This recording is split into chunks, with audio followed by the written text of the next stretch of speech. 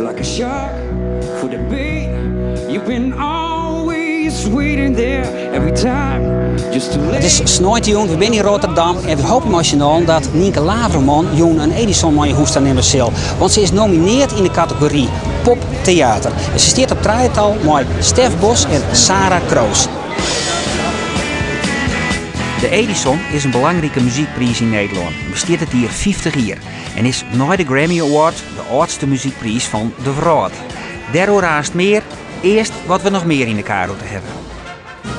Van de kust van Starem luidt het Brulboeiwargel op wien te wachten.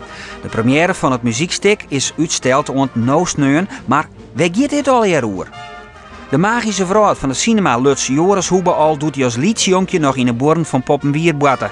Nou heeft hij het druk met het maatje van commercials, videoclips en films. En theatergroep Sater maken een stuk over borstkanker, over de impact van de ziekte op mensen die dit krijgen. Het is Jalwie Achtenwest en het begint hier al aardig te regenen.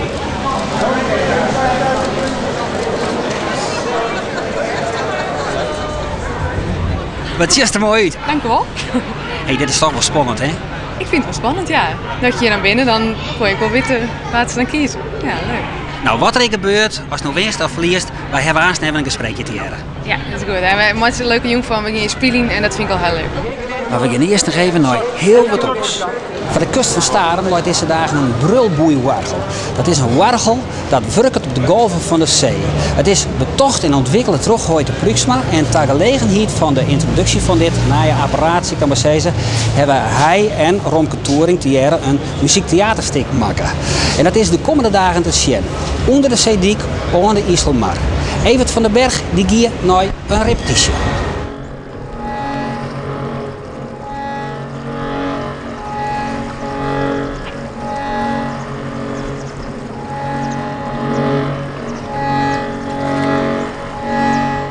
Het wargel wordt ondersteund vanzelf door Femke als jongeres, Thijs Veenstra.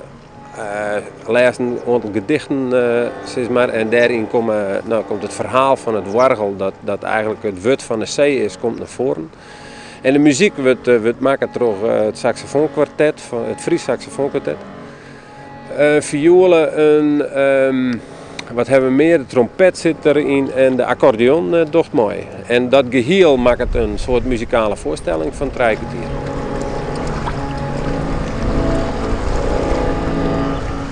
Er strikt een wie van weemoed door de wegen. Er waait een wie van langs me over het geën. Het sonore jongen uit het diepste van de Ierde dat al aan opstiegt uit het Ieremantietsree. Het huvert door de bjem, het risselt in het rijt. De loft is vol verhalen, hoe tijd en eeuwigheid. Wie de zee wat lijst er droogend hinne, was zijt wat onken wee, in die besletten binnen. Mijn feind saproos, hij ging van huis, hij zou zijn lok wel vinden. Voels kierden het, kier zijn wet, u zou de trouwboom binnen. Een pad van de mensen is sceptisch. Nou, maar ze zijn 150.000 Sceptisch? Ja, een pad van de mensen is sceptisch. Waarom? 150.000 euro voor een paar boeien die daar in het water liggen. Hoe kan dat nou? Hoe kunnen ze daar nou heel te niet aan wollen? Dat gooien ze daar op zeedel en ja, dat snapt men net. Viel je met dan ook als een verplichting om een protte beziekers te loeken om die oral ton weer te maken? Nee, we hebben helemaal net. Er is een geïnteresseerd publiek en we hopen een mooie voorstelling te maken voor het geïnteresseerde publiek die je wat maar had en krijgt. Al die bezoekers die komen wel door de tijd.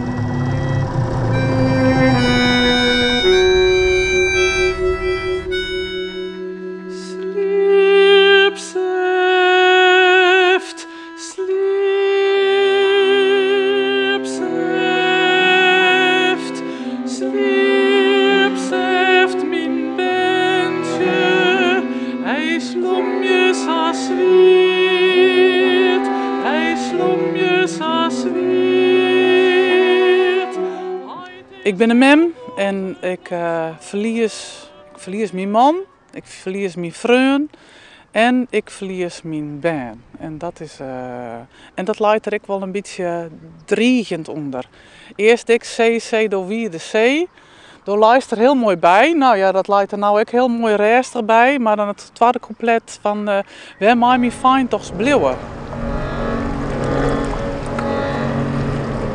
Ik denk het mooie van het stuk is dat het hoorde eigenlijk als het ware de zee of het wetter een stem jouwt, een lood jouwt. En dat hij daarmee onze relatie tot de zee, het wetter, eigenlijk bleed leidt. Want wij zijn al hier in feite opgegroeid met wetter. Als die plakjes rond de Islamast jost, medemblik, staren, makken, maakt het niks uit, lemmer.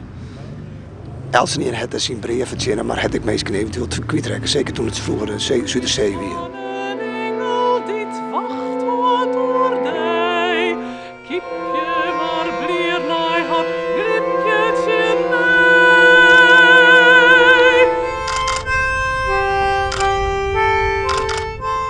Hier staan eigenlijk 2 maten van Herman. Ja. Mai? Ja, Mai de saxofoons. En dat is volgens mij net gelijk. Want daar wacht ik een beetje op. Dat is... Ja, we hebben nou weer die 2 maten rust. Nee. 2 maten brulbejorgel en dan... Dat is maat... Oh nee, dat is dat. Nee, dat hebben we nou. Dan hier kan het ons niet meer houden. Ja? Zwaar genoeg leten schoot binnen 4 wand. Ja, dat ken ik. Jazeker. Ja, Hoyt is eerst de uitvinder en vervolgens is hij de muzikale leider. Romke Touring is eigenlijk de artistieke leider van het hele verhaal. Dus die heeft de theatrale aspecten inbracht. En die beide mannen nemen het voor hun rekening. Het gebeurt mij te vaak dat het publiek een protte uitles nodig had om zaken te begrijpen. Hoe is dit met dit stuk? Nee, ik denk, ja, ik heb net van mensen nadenken, maar ik denk als zitten kiest en dat is het genoeg mooi krijgt. En het is misschien aardig om de werking van een brulboy uit te lezen van tevoren, maar op zich, maar dat op zichzelf staan. En dan, ja, vind ik wel. De voorstelling mat genoeg wezen. Ja, en het indirect. Ja, vind ik wel. Ik denk dat van een hele protte mensen de C heel wichtig is. Vroeger wij gingen even, dan dienen we boodschap in haas en dan even over de zee. En dan even die romte. En nou, in mijn geval dan het zoute wetter even opsnuiven. Dat herkent ik. Dat herkennen een hele protte mensen. Ja. Dit. En dat is ik genoeg. Het is ik genoeg. Het is zo'n wezenlijk onderdeel van de mens. Wat men nodig heeft.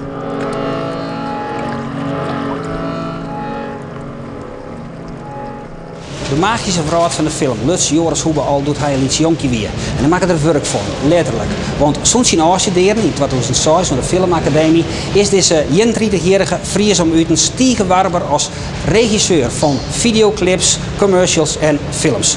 Op dit tijd is hij drukdwaande met een film te maken met Boukje Zwijgman. En dat wordt een doensfilm, Val. Douwe Talma die ging in een van de opnamedagen in Amsterdam.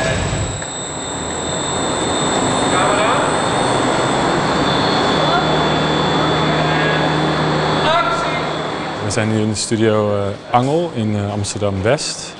En we zijn hier de dansfilm Val aan het maken. Het is een film door Boukje Zwijgman en door mijzelf.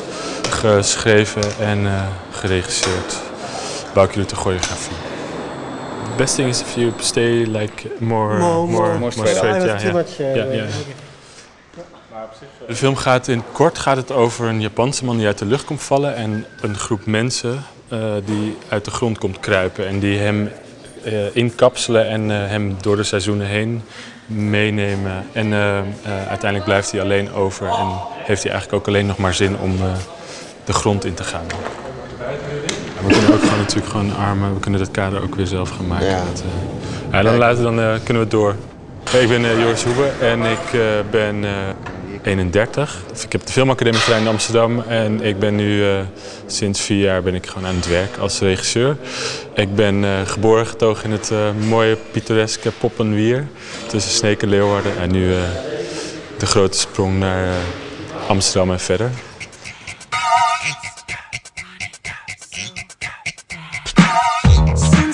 Ik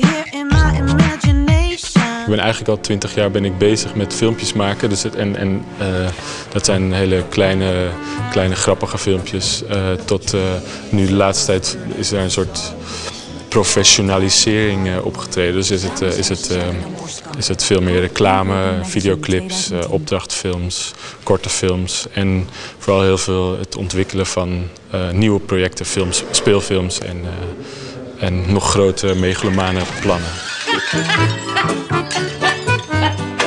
Lekker bezig. Ga toch fietsen. Snel en makkelijk geld verdienen. Word krantenbezorger. Ik heb vorige week op een akker gedraaid in Zeewolde, bij Almere in de buurt. En daar hebben we eigenlijk de buitenscènes gedraaid. Dus daar zien we nu wat van. Een van de scènes is Equity Cell, dat doen ze film. Nou, hier wordt hij ingesloten door het organisme, noemen we dat. Dus het is eigenlijk niet echt een dansfilm. Dus we vertellen gewoon een verhaal. We maken een korte film waarin beweging het verhaal vertelt eigenlijk. Voor val werkt Joris Geer met de Grenzer choreograaf en theatermaker Boukje Zwijgman. Zij die eerder 2 succesvolle projecten op Oeral en hield als een van de grootste doenstalenten in binnen- en buitenland. Hoe bevalt die samenwerking met hem? Ja, dat gaat heel goed. Gaat heel natuurlijk. Want je bent natuurlijk ergens ook allebei de regisseur. Dus maar het is zo helder. Hij weet alles van film, daar weet ik gewoon echt niet zoveel van. En ik weet weer alles van beweging en het spel. Volgens mij moeten we hem een keer proberen. Het is heel Bijzonder is dat Joris net de enige is binnen de familie die het ondersteunen waard door het filmvirus. Ik zie 29-jarige zuske Femke is actief in de filmraad, maar dan als art director. Ze werkt het vaak geer met Joris aan zijn projecten. Is het zo dat hij die ondersteunen had? Een beetje. Hoezo? Nou, door mij inderdaad bij te betrekken al van heel jongs af aan. En ik denk vanaf zijn 12e, 13e al heel veel filmpjes heeft gemaakt waar ik altijd wel een soort van bij was, maar niet heel bewust. Gewoon een beetje helpen omdat ik het leuk en grappig vond. Het is toch wel heel makkelijk en fijn om iemand te hebben die je gewoon kent. En soms is het ook wel juist weer heel moeilijk, omdat je elkaar toch niet heel erg als... of de zakelijke relatie is er niet. Dus je kan ook eerder boos worden op haar dan dat ik dat op iemand anders zou doen.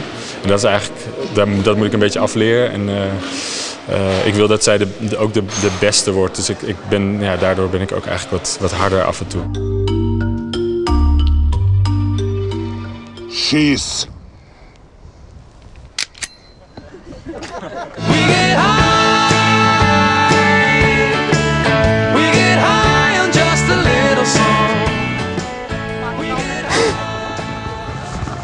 Dan nogmaals. Hast du de ambities om Fiske films te maken? De ambitie is eigenlijk om internationale films te maken. En internationale films kunnen wat mij betreft in alle talen zijn. Dus dat kan in het Fries zijn, het kan in het Nederlands, maar het kan vooral ook in het Engels zijn. Dus de eerste aantal projecten die er nu lopen, die zullen allemaal in het Nederlands en in het Engels zijn. Maar ik ben wel aan het broeden op een Friestalig project. Ja, sure. Op dit moment dus concentreer ik me op deze dansfilm. Dan gaan we binnenkort monteren en die komt 12 december is er een première op Cinedans, een dansfilmfestival. En komt daarna dan bij de NTR op televisie.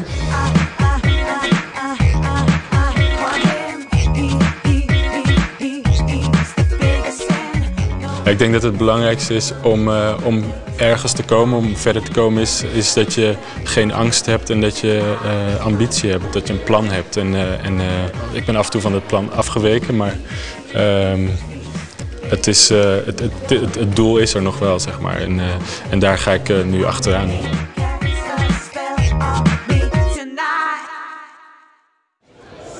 Ik ben je dus in Rotterdam, werd Orune de Edison Pop Awards uitreikt waren. De Edison Pop Award is een hele bijzondere, prestigieuze muziekprijs in Nederland. En die wordt uitgereikt aan artiesten die het wat bijzonders presteerd hebben dit jaar. Nou, een van die nomineerden is Nienke Laverman, met haar cd Nomade. Nienke Laverman is een artiest die het haar zelfs net makkelijk maakt. Ze wil elke keer weer uitvinden hoe het nou weer moet. Geen gebaande paden, maar het avontuur op ziekje. En dat is de jury van de Edison ook opval. Nienke Laverman. Om haar cd Nomade te maken ging ze naar Mongolië en Lutsterre skoft met een nomadenfamilie op. De ideeën die ze daarop die had ze omwerken naar prachtige lieden over het leven en de leefde.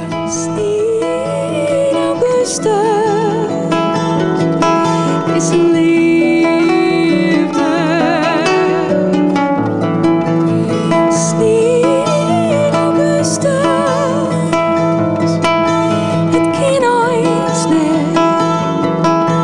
En dat, en dat, en dat, en dat. Nienke Laverman wint de prijs, de Edison. Dat is mooi, hè? Waarom? Omdat ze gewoon een ontzettend goede plaat gemaakt heeft. En dat is sowieso een dame die al een tijdje indrukwekkend aan de weg timmert. Maar officieel horen wij ook naar de presentatie daarvan te kijken.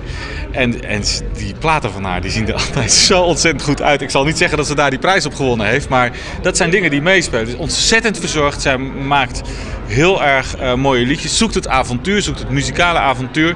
En zoekt dat ook nog eens een keer op een plek waar... Nou ja, wat kennen wij daar vandaan? En dat kan verkeerd uitpakken. Nou, verkeerd, dat kan je niet zeggen, maar dat kan moeilijk uitpakken. En zij weet iets wat voor ons niet van nature toegankelijk is. Weet zij toch een deur open te zetten, waardoor in ieder geval 7 leden van de jury daarvan overtuigd waren. Dit is hem, hij is heel zwier. Ja, daar is hij.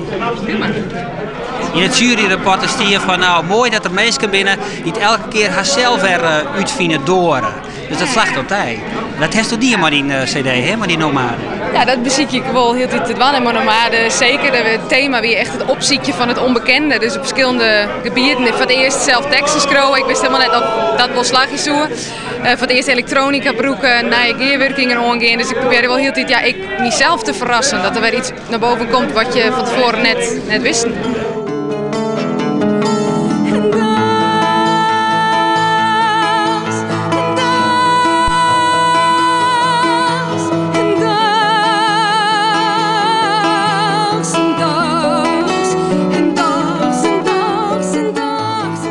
Het is zo moeilijk om muziek te beschrijven, weet je wel. Je zou gewoon zeggen, joh, pak die plaat, draai hem en dan snap je het gewoon, weet je wel. Dat is het. En wij hebben dat met heel veel platen gedaan. En dan steken er een paar bovenuit. En dan doe je het nog een keer en dan steken er nog een paar bovenuit. En uiteindelijk bleef zij over.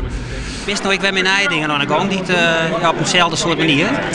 Ja, en ik ben op een andere manier natuurlijk, want ik ben naar inslaan. Ja, ik ben weer binnen wat prille ideeën. Ik kijk nog net zo vol hoe ze, want dat is echt nog in de eerste fase. Maar ja, er is weer een idee van iets nieuws en daar heb ik al een heel soort zin in.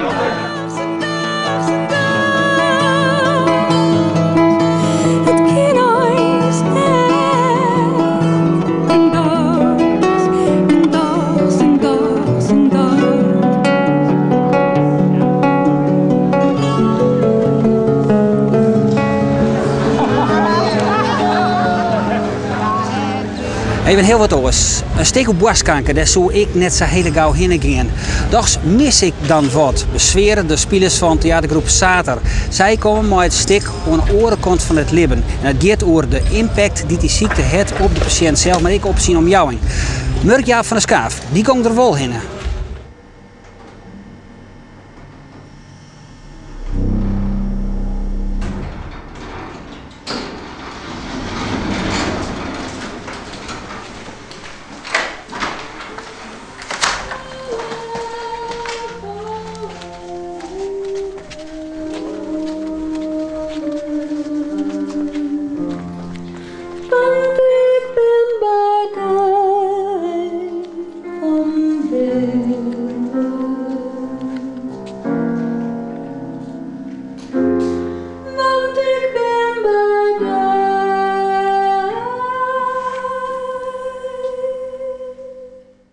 Ze weten alleen nog maar wat het begonnen is. Waar dan?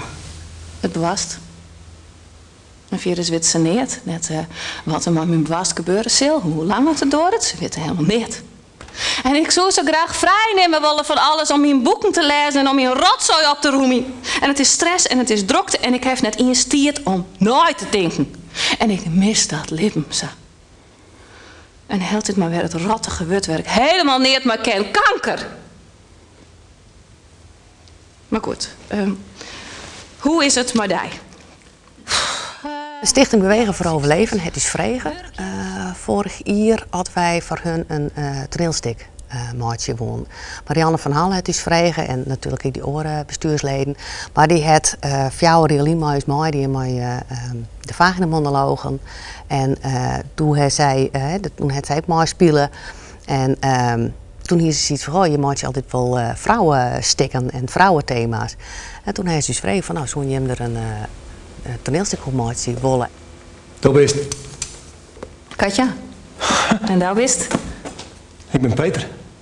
Leuk om daar te zien. We hebben natuurlijk een prachtig stuk van Albertine Soeboer gekregen. En wij konden haar natuurlijk van de leerten van Inke Laverman en van haar poëzie. En Joke van Baalen die had ooit een stuk van haar spelen, een eenakter. En die kwamen Albertine aan en ze zei, goh, ik heb ooit er in een stuk spelen. En dat heeft ze zo mooi schreeuwen. Dus ze zei, laten we Albertine er vervregen in. Nou, en dat hebben die. En nou, ze had het ik fantastisch schreeuwen. Wat spreekt hij om in Albertine haar stijl? Heel puur. Heel erg bij zichzelf blond, net lange verhaal. In heel weinig woorden pakt ze zo de kern. En daar hoor ik heel erg van. Geen franje, maar gewoon puur. En dit is het.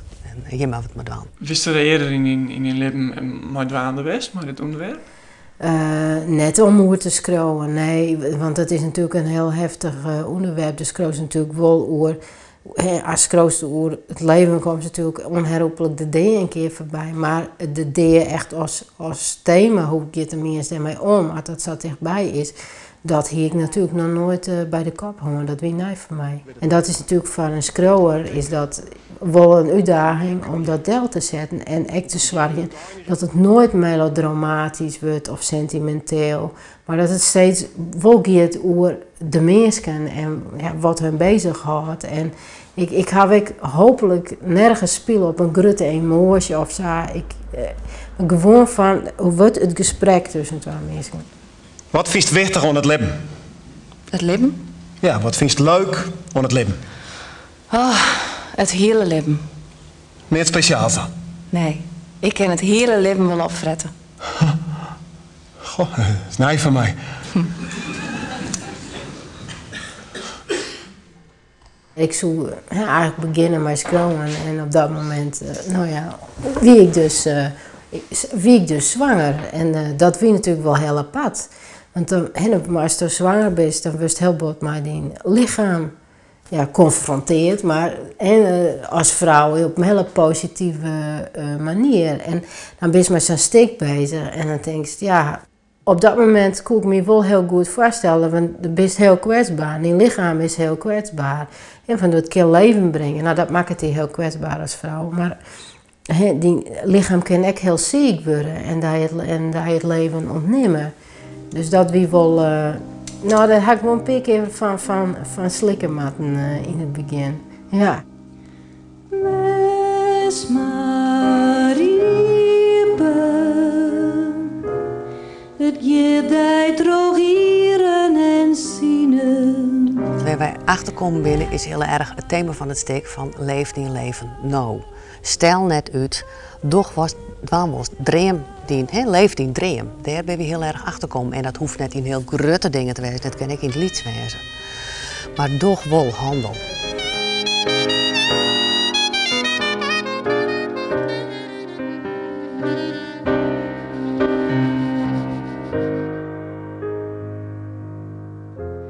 Want ik ben bij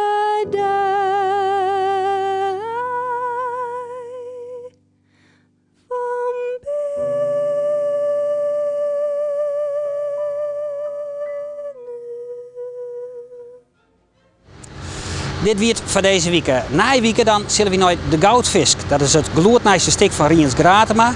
Femke Uilstra, saxofoniste, die heeft een concert in Nijloon. En we binnen bij de uitreiking van de Gouden Gurbus. Dat binnen de prijzen voor de beste prestaties in de Ierpel Lofstukken van dit jaar. Voor nou, bedankt voor het zien en tot na week.